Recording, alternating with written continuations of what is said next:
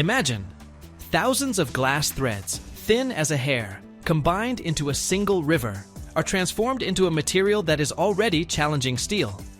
This isn't science fiction, but modern production of fiberglass rebar. Every year, the world spends billions fighting rust, repairing bridges and parking garages destroyed by corrosion. But there is a solution, a composite that is twice as strong as steel, 4 times lighter, and doesn't even know what rust is. The market for this material is growing by 12% annually, and today you will see how a building material of the future is born from hundreds of bobbins and a barrel of resin.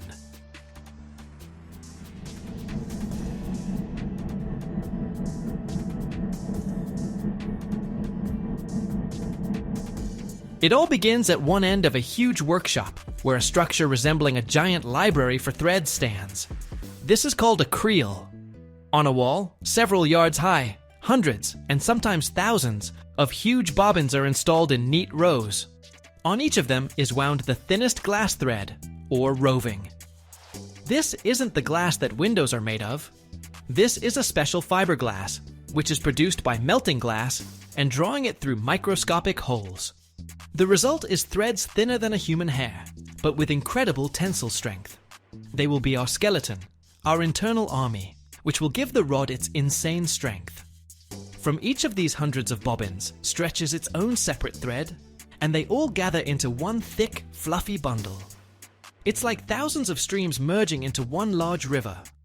This dry white bundle is the soul of the future rebar.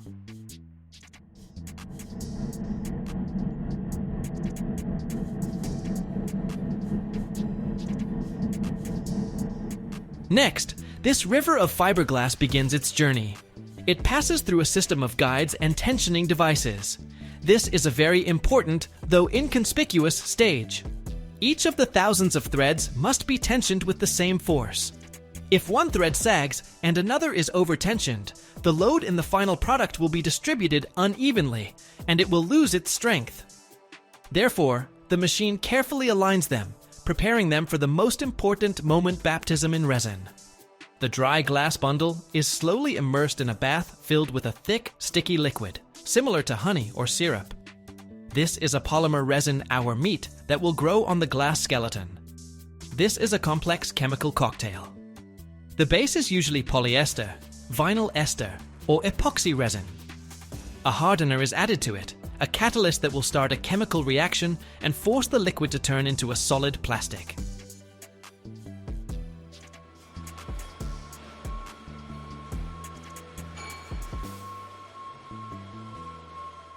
Also, various additives can be added here. Pigments to give color, ultraviolet inhibitors so that the rebar is not afraid of sunlight, and flame retardants for fire resistance. The task of this bath is to soak every, even the tiniest fiber. The bundle must be completely submerged in this resin so that not a single dry spot remains. The soaked, heavy from sticky resin bundle comes out of the bath and heads to the point of its birth, the forming die. This is the heart of the whole process. Imagine a thick steel plate with a perfectly round, polished hole, the diameter of which exactly corresponds to the diameter of the future rod. The die is heated to a certain temperature. When the wet bundle is drawn into this hole, several things happen at once. First, the die, like a press, squeezes out all the excess resin, leaving only the necessary amount.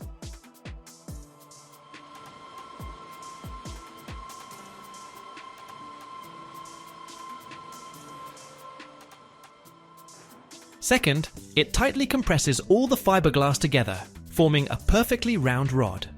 Third, the heat from the die starts the initial stage of the chemical reaction of hardening, or polymerization. The resin begins to turn from a liquid into a gel. At the exit of the die, we already see the familiar shape of the rod, but it is still soft and vulnerable. But how does it get its famous ribbed surface to hold well in concrete? Immediately after exiting the die, while the rod is still hot and soft, a special bundle of the same fiberglass is wound onto it. A thin, resin-soaked thread is wound in a spiral on the surface of the rod, creating a relief pattern. Sometimes, for even better adhesion, fine quartz sand is sprinkled on the sticky surface, which sticks firmly to the resin. Now our rebar has not only strength, but also teeth with which it will hold onto concrete.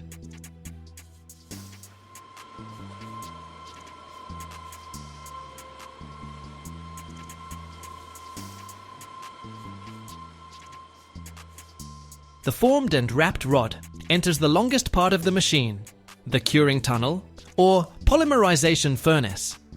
This is a long chamber that can stretch for tens of feet, inside which a high temperature is maintained, usually 400 Fahrenheit.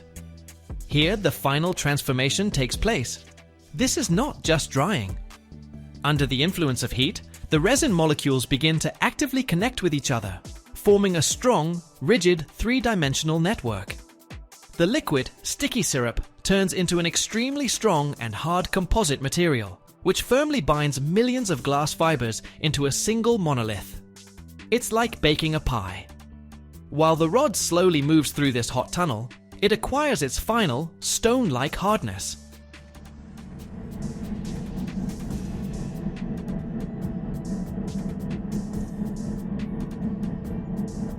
But what pulls it through this whole long path, from the bobbins to the furnace? At the end of the line stands a special pulling device, which gave the whole process its name. Usually, these are two caterpillar mechanisms, similar to tank tracks, located one above the other. They gently but very firmly clamp the already finished hard rod with their rubber pads, and at a constant, precisely calibrated speed, pull it towards themselves.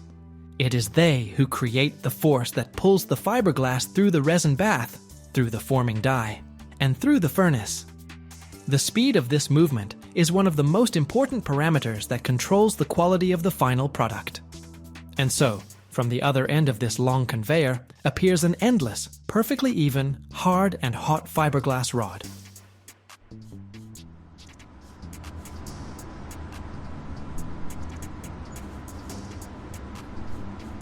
The final chord is cutting. Across the line is an automatic saw. It synchronizes with the speed of the rod's movement, at the right moment makes a quick forward movement, and with a sharp whiz, cuts off a piece of standard length from the endless ribbon, for example, 20 or 40 feet. Then it returns to its starting position, waiting for the next section to arrive. The finished, still warm rods roll onto a cooling table, and then they are collected into bundles, tied, and sent to the warehouse. And so, before our eyes, thousands of fragile glass threads and a barrel of sticky liquid, having passed through baths, presses, and furnaces, have turned into a light but incredibly strong building material of the future, ready to challenge rust and time in the concrete jungles. The fiberglass rebar market is not yet a giant like the steel market, but it is the coolest and most daring newcomer at the party, rapidly gaining popularity.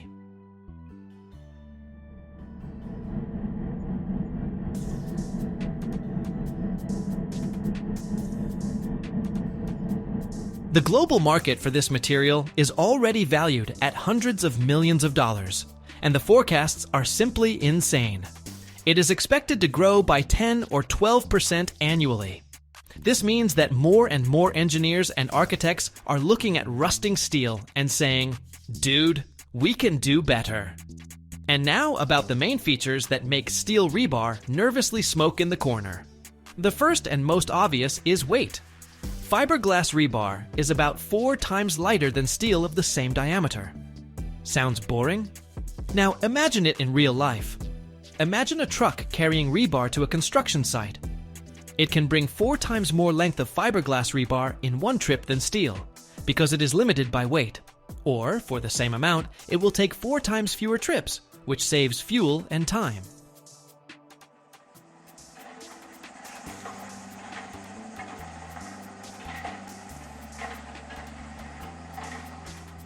On the site itself, 2 workers can calmly carry whole coils or bundles of fiberglass rods, whereas a crane is needed to move steel. This is a colossal saving on logistics and labor. Second is strength, and here fiberglass simply enters the ring and knocks out steel in the first round. Its tensile strength is about twice as high as that of standard steel rebar. So you understand, to break a fiberglass rod, you need to apply twice as much effort as for a steel one of the same diameter. This means that in some structures, rebar of a smaller diameter can be used, saving even more weight and volume. It's like comparing an ordinary rope with a climbing rope. At a smaller thickness, it withstands much greater loads.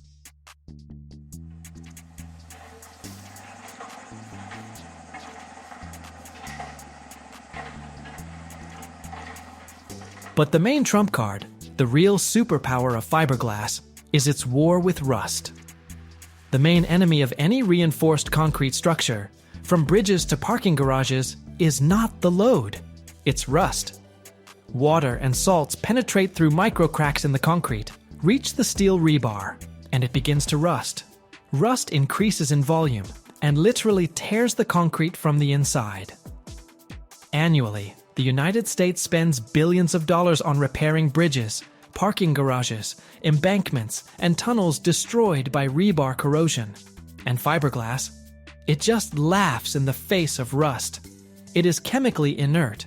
It is completely indifferent to water, salt, acids, and alkalis. This means that the service life of the structure increases dramatically. A concrete structure reinforced with steel is designed for more than 50 years, and a structure with fiberglass rebar is calmly designed for more than 100 years. Epic, filled with giant machines, fire, and incredible force. The Acme Brick Company's factory in Denton, Texas, produces approximately 130 million bricks a year. 130 million. Let's try to wrap our heads around that. That's over 350,000 bricks every single day. That's almost 15,000 bricks every hour. This means that every minute, 24 hours a day, 7 days a week, over 240 finished, clinking bricks roll out of its kilns. While you listen to one song, this factory produces enough bricks to build a small wall. And in a year, that's enough to build over 6,000 average American homes. Imagine a whole small town built from the bricks produced at a... This is a journey from dirty earth to perfectly stacked piles, ready to become part of a skyscraper. It all begins not at the factory, but in a huge pit called a quarry. This isn't just mud under your feet. It's a special clay or shale rock that has been waiting for its time for millions of years. A giant excavator, with its massive bucket capable of lifting a car at once, bites into the earth. It rips out tons of this rock and with a roar, dumps it into the bed of a dump truck the size of a small house. These monster trucks haul mountains of raw material and pile it up on the factory yard, where it can lie for weeks or even months. This isn't laziness. It's the first stage of processing weathering. Rain, sun, and wind begin their work, making the clay more plastic and pliable. For regrinding. The goal is to get a perfectly fine, uniform powder. Now this powder, resembling dust, is ready to become dough. It is fed into a giant mixer, where a precisely measured amount of water is dry. Its consistency is controlled with computer-like precision. The next stage is perhaps the most incredible sight in the entire factory. This is extrusion. The clay dough is fed into a machine called an extruder. Essentially, it's like a giant meat grinder or a pasta making machine. A huge screw, or auger, pushes the clay mass, compressing it tightly and removing the last air bubbles. This is very important because any air bubble can shatter the brick during firing. At the end of the extruder is a special nozzle, or die, shaped like a perfect rectangle.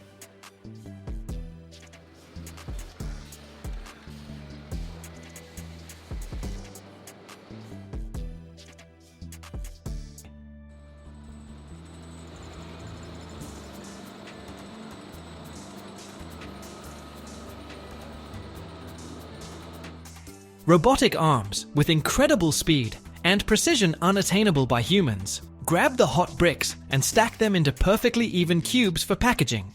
They don't get tired, they don't make mistakes, and they work at a frantic pace. But first, let's get back to the story of the fresh brick. Now, manipulators carefully place the green bricks on special kiln cars and send them into long drying chambers.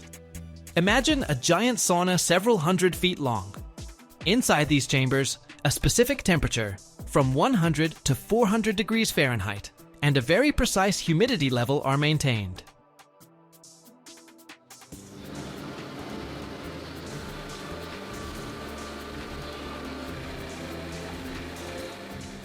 Hot air circulates around each brick, slowly drawing moisture out of it.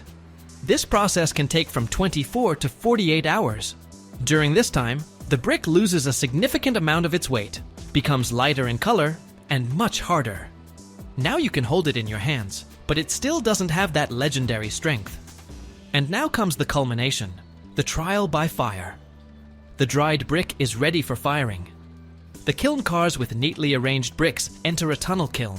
This is a true monster, a structure 500 feet long, the real heart of the factory. Inside this kiln, the brick will make its hottest journey. It slowly, at a turtle's pace, moves through different temperature zones. First, it enters a preheating zone, where its temperature gradually rises. Then, it enters the central firing zone, into the very inferno. Here, the temperature reaches 2,000 degrees Fahrenheit.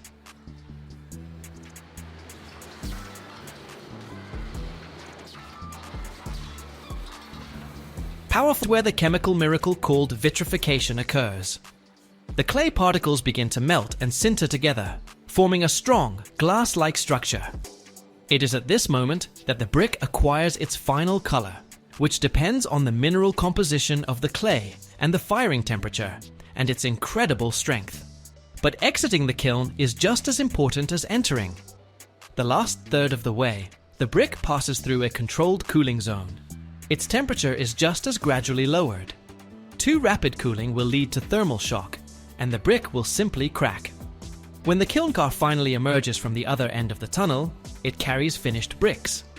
They are hard as stone. Robotic arms, resembling giant claws, remove the bricks from the kiln cars and stack them into perfectly even cubes. Usually, there are 500 bricks in one such cube. Then, an automatic packaging machine wraps these cubes with strong metal or plastic straps and wraps them in branded film to protect them from rain. The final stage is logistics. Yellow forklifts, deftly maneuvering through the huge warehouse, pick up these heavy cubes and load. To transport all this production, a whole fleet of trucks is needed. Considering that one truck on average is loaded with about 10,000 bricks, then every year, 13,000 fully loaded trucks leave the gates of this factory.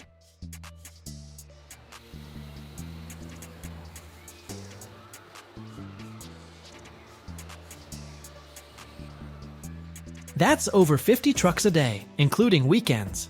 This is a continuous stream of transport, delivering these small red rectangles throughout the region. So, the Acme Brick Factory in Denton is not just a place where bricks are made.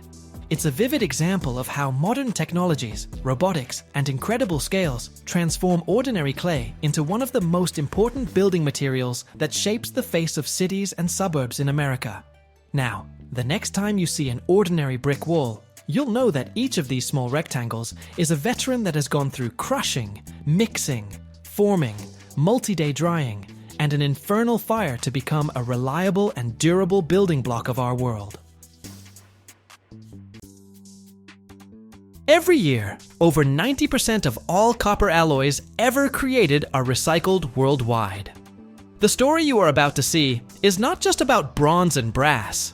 It's about metal alchemy, where old pipes and worn-out tools are reborn as gleaming ingots, musical cymbals, and even ship propellers. How does ordinary plumbing turn into cathedral bells? Why does a metal foam in the furnace save the alloy's quality? And most importantly, what secret does the white smoke rising above the foundry hide?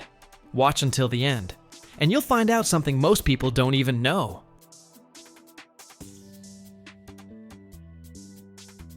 First of all, what's on our menu? The main characters of our story today are two noble alloys, bronze and brass. Bronze is like a solid, respectable gentleman in the world of metals. Its base is copper, with a bit of tin added for company. This duo is so successful that it gave its name to an entire historical era. Sometimes, other guests, like zinc or lead, join this party to give bronze special properties.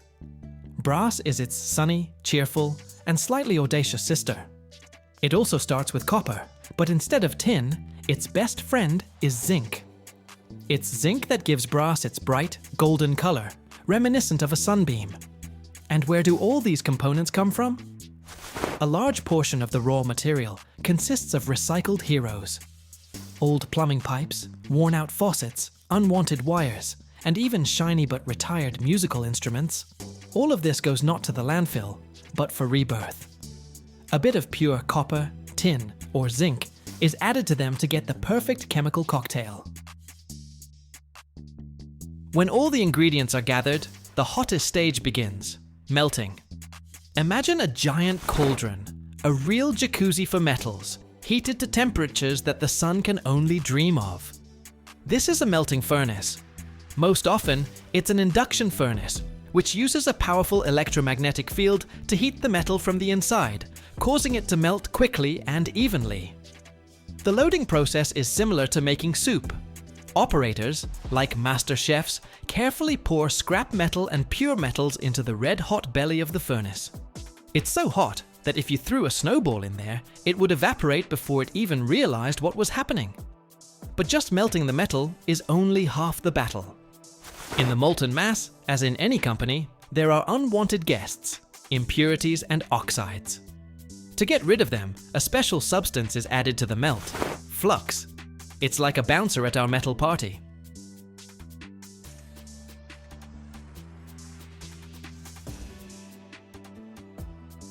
It finds all the contaminants, gathers them together, and pushes them to the surface in the form of a foam called slag.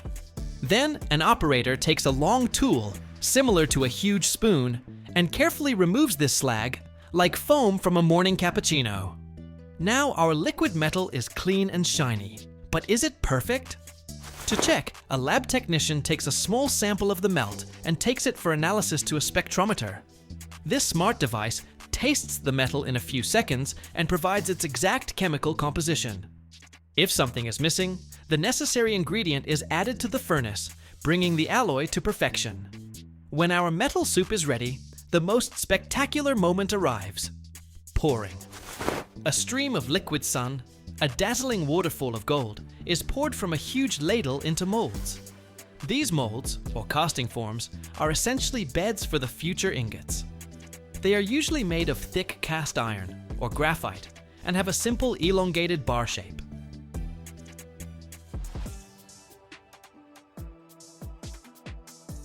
Before accepting the hot embrace of the liquid metal, the molds are necessarily preheated and coated with a special coating. This is done so that the metal doesn't get a cold shock and doesn't stick to the walls, and the ingot comes out smooth and beautiful. Pouring requires a steady hand and skill. The operator slowly and smoothly tilts the ladle, filling one mold after another. Now it's time for our ingots to take a little nap and gain strength. The liquid metal in the molds begins to cool and solidify, turning from a liquid into a solid. This process proceeds from the walls to the center. When the ingots have solidified enough, but are still very hot, it's time to wake them up. A worker, using a special tool, or simply by striking the mold, knocks the finished ingots out. They fall to the floor with a loud metallic clang, glittering in red and orange colors. They are still very hot, so they are either left to cool in the air, or if the process needs to be sped up, they are submerged in a large pool of water. This immersion is accompanied by loud hissing and clouds of steam. A real water show. Finally, when the ingots have completely cooled, it's time for the final touch-ups. Sometimes, a small burr remains at one end of the ingot. This is the solidified metal from the channel through which it was poured. This tail is carefully cut or broken off with a hammer. Then each ingot undergoes a final inspection. An inspector checks it for cracks, voids, or other defects. If everything is fine, a mark is stamped on the ingot. It's personal passport, indicating the alloy grade, batch number, and weight. Now they, shiny, heavy, and perfectly straight, are stacked in beautiful piles, ready to go out into the big world.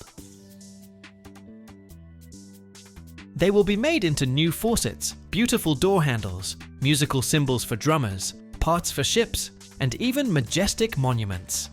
Thus, the journey from a pile of old scrap to a shining ingot is completed. And isn't that real magic, seasoned with fun and fire?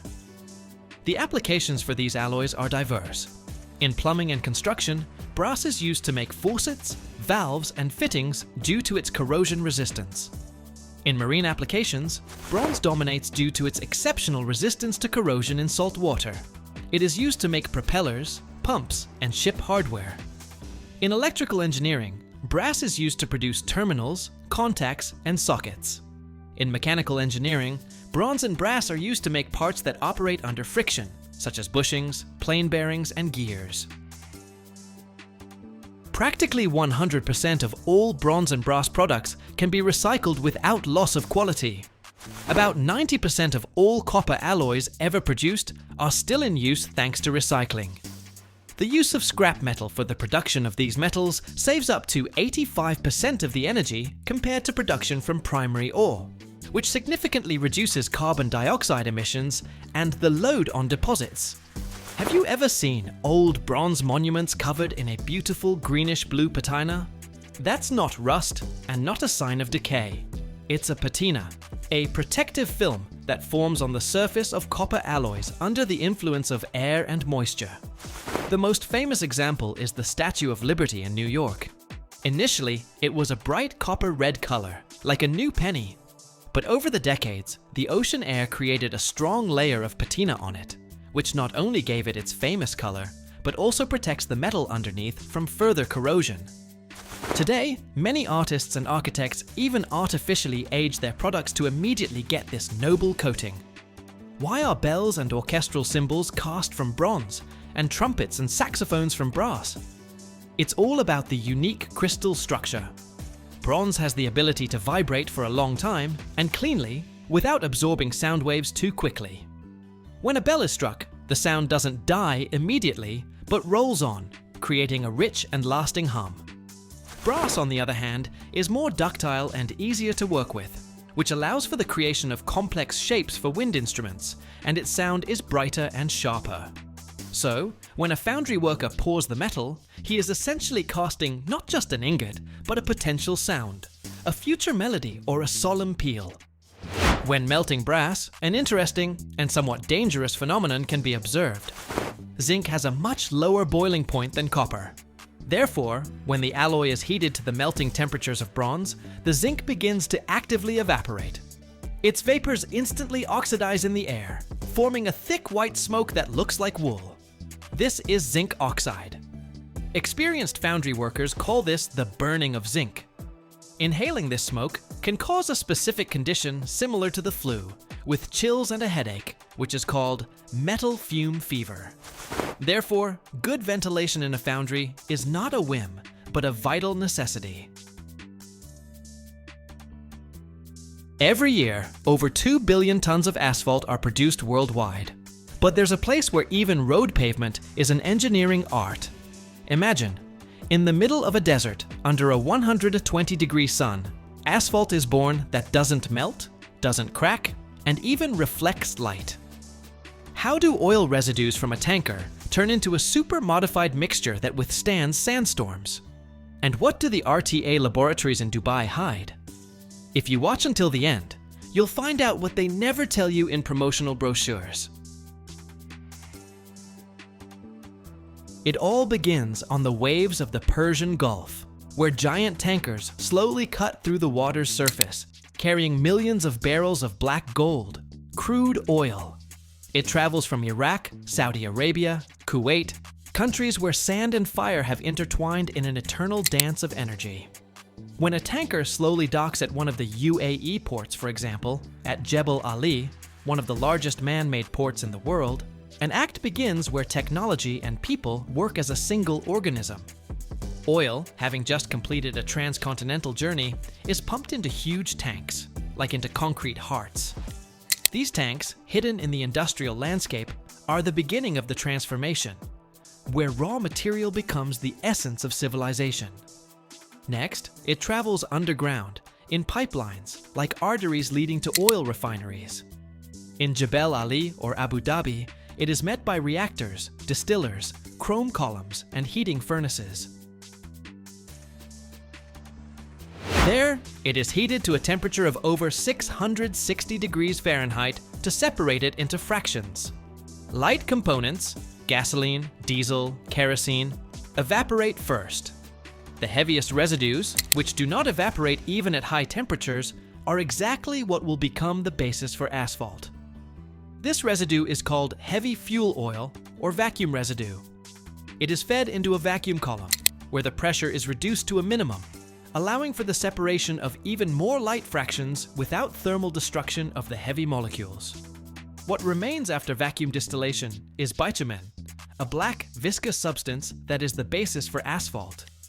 Bitumen itself is too thick and rigid for use in road construction, especially in desert conditions where temperatures can reach 120 degrees. Therefore, it is modified.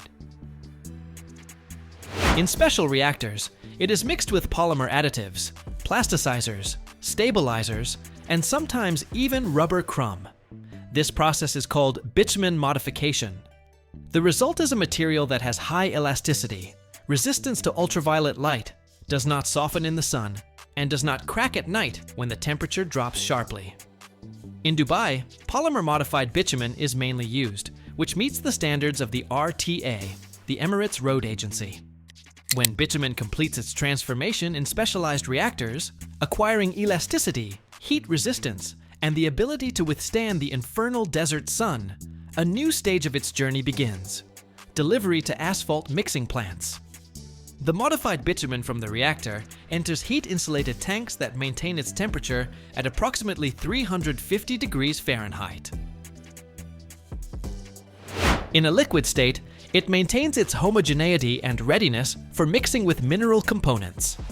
Then it is pumped by high-pressure pumps into sealed pipelines leading to the plant. Or, if the plant is located at a distance, it is poured into tank trucks with special thermal containers. Such tankers are built with a double steel body, with an insulating layer that prevents the bitumen from cooling during transport. The road to the plant is like the roots of a city's circulatory system, where every drop matters. The drivers of such bitumen trucks undergo special training.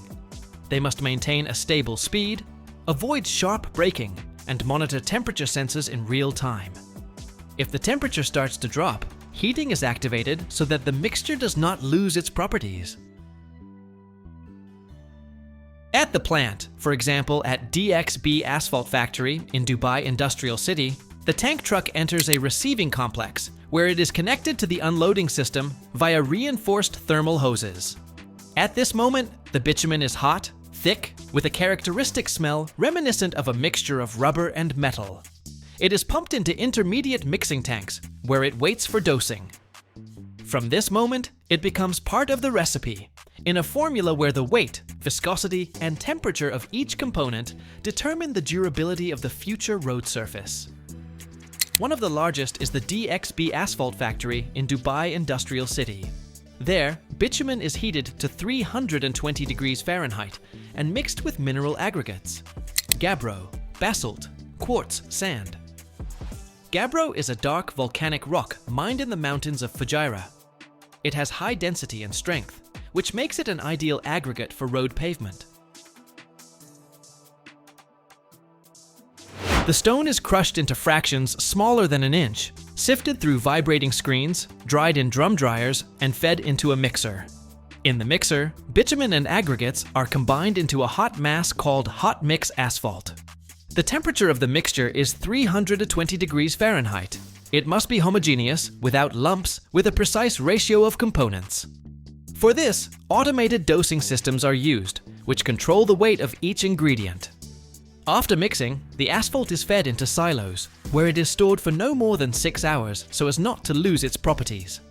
From there, it is loaded into dump trucks with thermal insulation, which deliver the material to construction sites.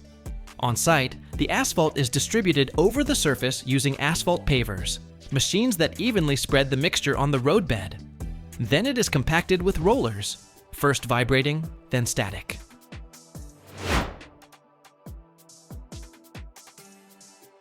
In the desert, it is important to achieve maximum density to prevent the penetration of sand and water. Therefore, compaction is carried out in several passes, and the asphalt temperature during paving must be at least 250 degrees Fahrenheit. If it drops, the mixture loses its plasticity, and the road will quickly deteriorate. A feature of Dubai's highways is that they have a multi-layer structure. The lower layer is coarse-grained asphalt, which provides load-bearing capacity. The middle layer is made of modified bitumen, which acts as a shock absorber. The top layer is a thin layer with a polymer coating, which provides grip with the wheels and resistance to abrasion. In some cases, light reflecting minerals are added to reduce surface heating. In the desert, it is important to consider not only temperature, but also dust, wind, and humidity fluctuations. Therefore, asphalt plants in Dubai are equipped with air filtration systems, and the mixtures themselves are tested for resistance to abrasive wear, thermal expansion, and even sandstorms. In the RTA laboratories, each batch of asphalt is checked for viscosity, density, water absorption, and thermal stability. If the indicators do not meet the standards, the material is returned for reprocessing. This process, from a tanker of oil to a finished road, takes several days but requires dozens of control stages. And it is thanks to this that Dubai's highways withstand the load of thousands of cars every day, do not melt under the sun, and do not crack at night. Asphalt here is not just a black mass, but an engineering system that combines oil, stone, polymers, and desert endurance. Over 1 million tons of asphalt are produced annually in Dubai, and this figure is growing along with the expansion of infrastructure. The DXB asphalt factory alone has a capacity of 240 tons per hour, which allows for supplying large projects without interruptions. For comparison, an average plant in Europe produces about 150 tons per hour. Interestingly, asphalt is the most recycled material in the US, and over 99% of old pavement is returned to production. In Dubai, recycling is also being actively implemented, especially during the reconstruction of old roads in industrial areas. And from which country are you watching us? Every year, thousands of miles of new railway tracks get laid down all over the world. But the Japanese, they've turned it into a true art form. Here, rails the length of a football field are born from the molten lava of steel, reaching over 2,700 degrees Fahrenheit. They're joined together to seem absolutely endless, and the concrete track slabs, as thick as 2 footballs, hide the secrets of eternity and speed. So how did the Shinkansen engineers manage to achieve that almost perfect, smooth ride? An average delay of just 36 seconds and speeds of up to 200 miles per hour? Watch till the end, and you'll find out something you'd never have guessed.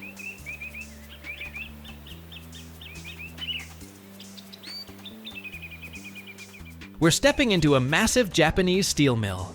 The atmosphere is thick with heavy air, a mixture of heat, steel, and the deep hum of powerful machinery. In front of us is the main star of the show, a steel-making furnace, the size of a 5-story building.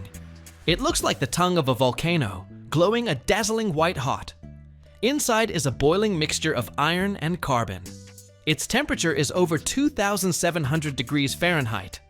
The molten metal pours out with a roar into special molds, like a bright orange river of lava flowing down a mountain. The workers look absolutely tiny against the backdrop of the huge machines. After the steel is melted in that huge furnace, it gradually starts to cool, turning from a liquid into a solid but still very hot piece of metal. This piece, think of it as a thick, hot bar several feet long, is then fed into a rolling mill.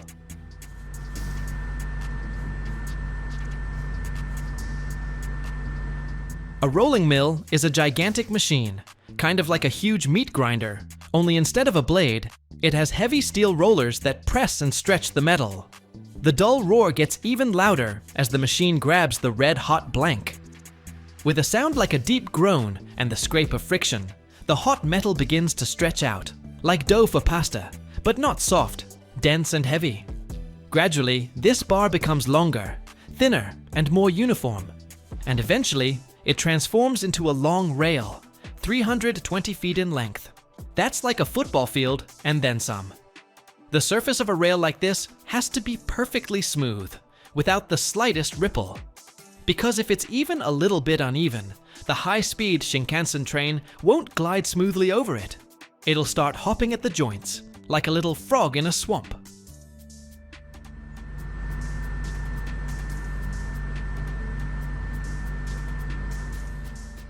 After rolling, the rail is still incredibly hot. Steam rises from it, and you can hear a crackling sound, like when water hits a hot stove. But this is almost its final form. Long, heavy, smooth, ready for inspections, grinding, and its future. Becoming part of the track for one of the fastest trains in the world. To reduce the number of joints, which are potential spots for wear and noise, Japan uses a method of continuous welded rail. That's when several rails are joined into one incredibly long strip, almost 5,000 feet long, making the rail seem endless. Welding rails for high-speed trains like the Shinkansen is a high-precision technological process. The goal is to turn individual rail sections into a single, seamless strip up to almost a mile long. It's this type of connection that lets them avoid the traditional clickety-clack sound when going over joints, reduces wear, and creates that smooth gliding effect.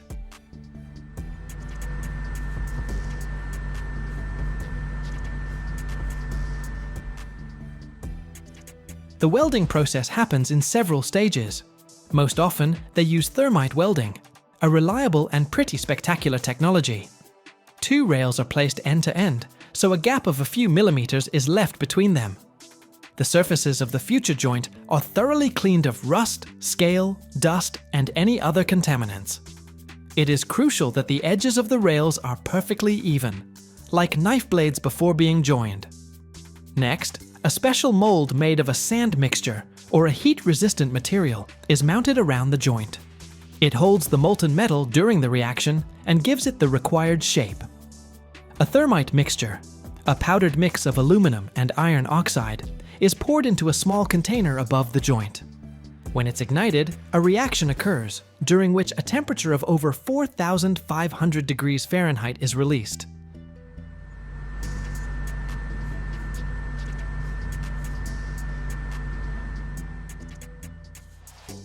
As a result, molten iron is produced, which flows down and fills the gap between the rails, joining them at a molecular level. The reaction takes several minutes. During this time, you can hear hissing and crackling, and a bright flame rises above the joint. It looks just like a miniature volcanic eruption. After the metal solidifies in 10 minutes, the mold is removed, and the excess metal is trimmed off. The joint is then ground to a perfectly smooth surface, so the train wheel doesn't feel the transition from one piece of rail to another. The finished joint is checked with laser measurements, as well as with ultrasonic sensors that look for any possible microcracks. A rail like this is installed as a single, solid block and has a minimal number of service points, which lowers repair costs and the risk of delays.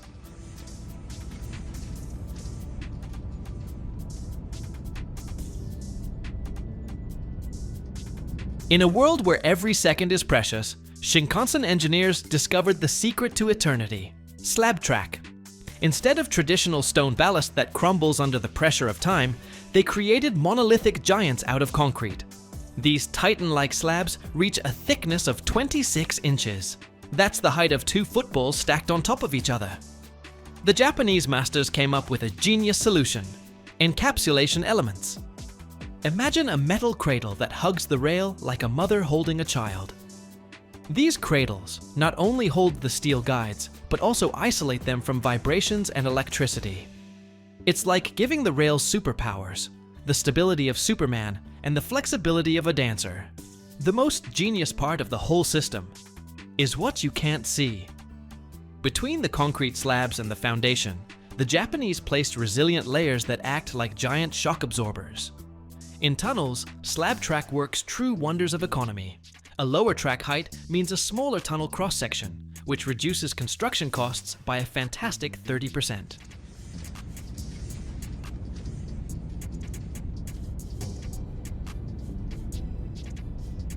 Transporting the sleepers to the installation site is done in several ways, depending on the distance and accessibility. Transporting sleepers by road requires special measures to prevent any movement during transit. Transporting sleepers by rail must be carried out according to a loading plan approved by the railway department. For short distances, special trucks with cranes are used. For long routes, railway flat cars are used. Safety during transport is critical. One concrete sleeper must be lifted by 4 workers, which highlights their significant weight, approximately 165 pounds per worker. For mechanized lifting, special grippers and cranes are used to avoid damage to both the sleepers and the workers. At the construction site, the installation process begins with preparing the foundation. For slab track, which is primarily used on the Shinkansen, the sleepers are installed on pre-prepared concrete slabs.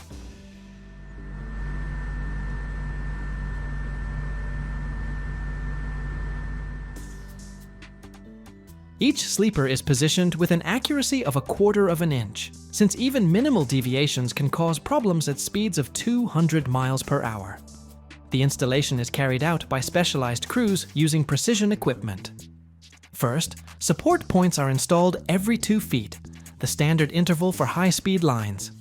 Each sleeper is attached to the base with special 1-inch diameter anchor bolts, which are driven 6 inches deep into the concrete slab. The process is complicated by the need to integrate with the power supply and signaling systems. The sleepers have special channels for laying cables, as well as insulators to prevent short circuits of the traction currents. Installers must consider the location of all engineering systems, including drainage channels and grounding.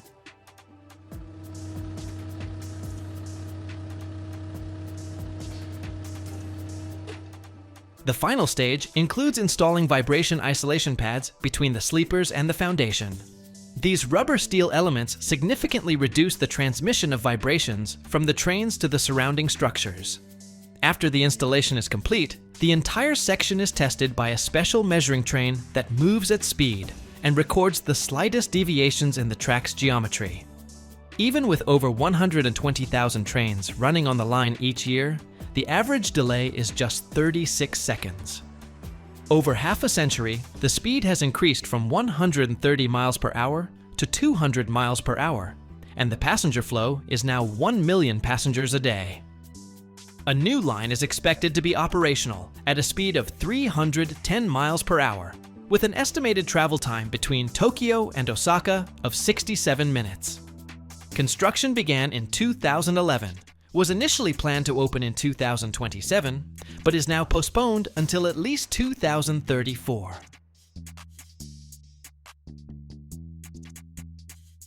Every year, over 50,000 tons of neodymium magnets are produced worldwide. Without them, electric cars, smartphones, and even rockets wouldn't work. But few people know that it all begins with dirty ore, mined at depths of hundreds of feet.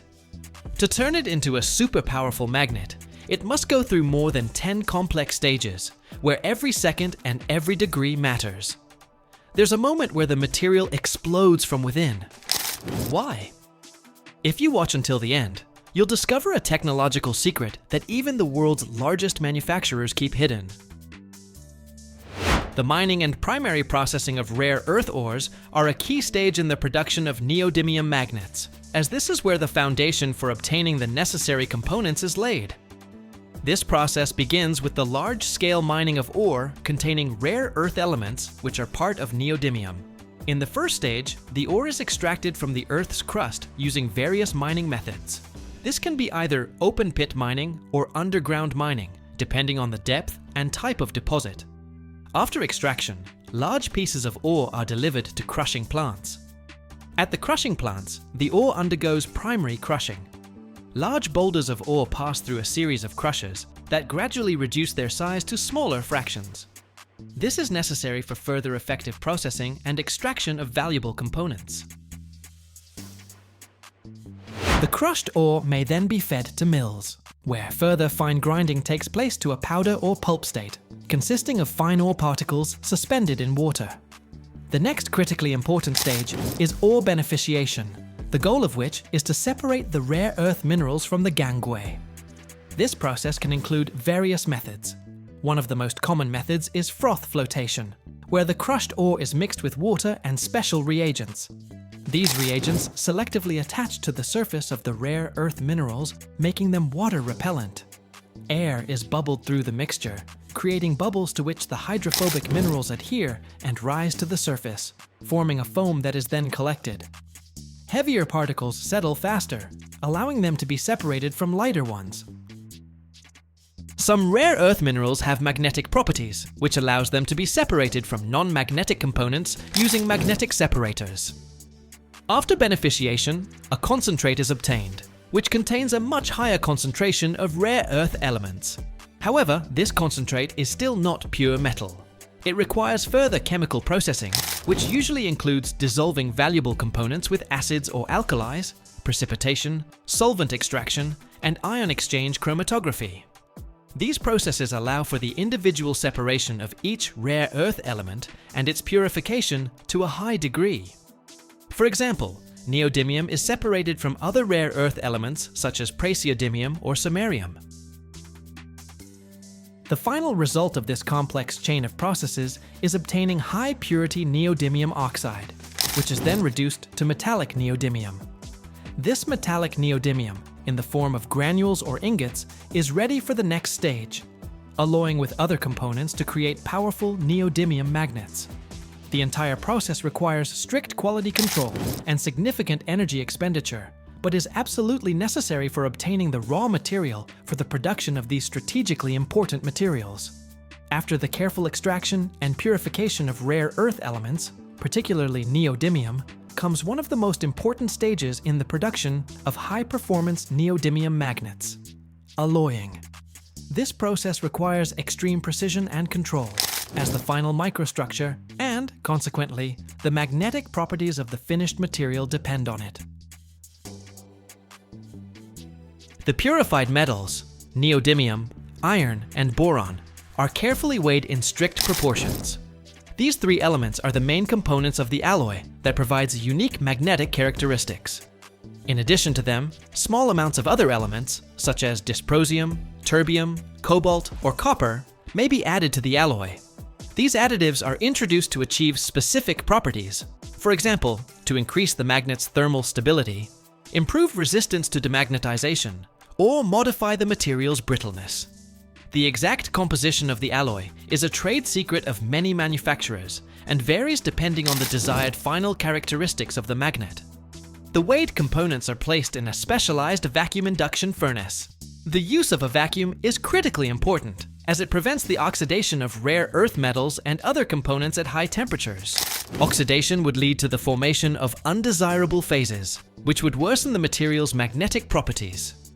Induction heating ensures rapid and uniform melting of all components, creating a homogeneous melt. The melting temperature in such a furnace can reach over 2,700 degrees Fahrenheit. After achieving complete melting and homogenization of the alloy, the stage of rapid cooling begins, known as the strip casting method. This is a key moment for forming the optimal microstructure. The molten metal is poured in a thin stream onto a rapidly rotating cooled drum. Contact with the cold surface of the drum leads to extremely rapid cooling of the melt, at a rate of up to millions of degrees per second. Such extremely rapid cooling prevents the formation of large crystalline grains and allows for the formation of an amorphous or microcrystalline structure. Instead of the typical crystalline structures formed during slow cooling, extremely fine grains are formed. This process is also known as rapid solidification, and it is fundamental to achieving high magnetic properties. The resulting material has the form of thin flakes or ribbons that are easily crumbled. This unique microstructure, with very fine, often anisotropic grains, is the key to the high strength of neodymium magnets. The smaller the grain size, the more difficult it is for magnetic domains to change their orientation, which provides high resistance to external demagnetizing fields. Thus, the alloying and rapid cooling stage is fundamental for forming the magnetic characteristics that will later be fixed in the subsequent stages of production.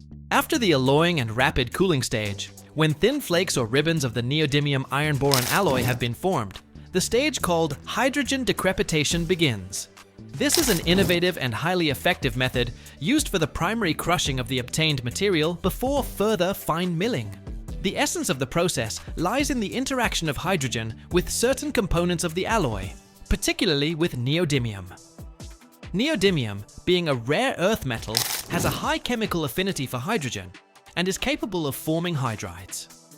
When the alloy flakes or ribbons are placed in a controlled environment where they are exposed to gaseous hydrogen, the hydrogen begins to penetrate the material's structure. The penetration of hydrogen atoms into the crystal lattice of neodymium and the formation of hydrides leads to a significant expansion of the volume of the crystalline grains. This expansion creates enormous internal stress within the material. Since the alloy is already relatively brittle, these internal stresses lead to the formation of numerous microcracks along the grain boundaries and within them. As a result, the material becomes extremely brittle and literally breaks down into small particles that are much smaller than the original flakes. This process occurs without the use of mechanical grinding, which avoids significant contamination of the material from mill elements and reduces energy costs.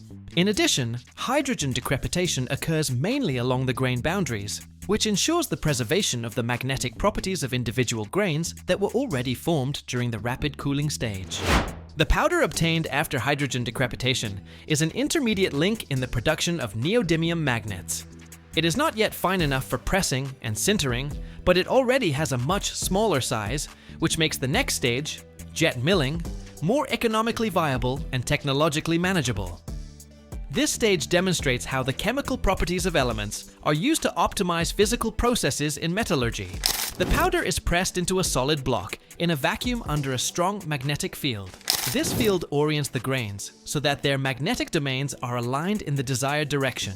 The block is immersed in a cold, isostatic press under high pressure to remove residual air gaps.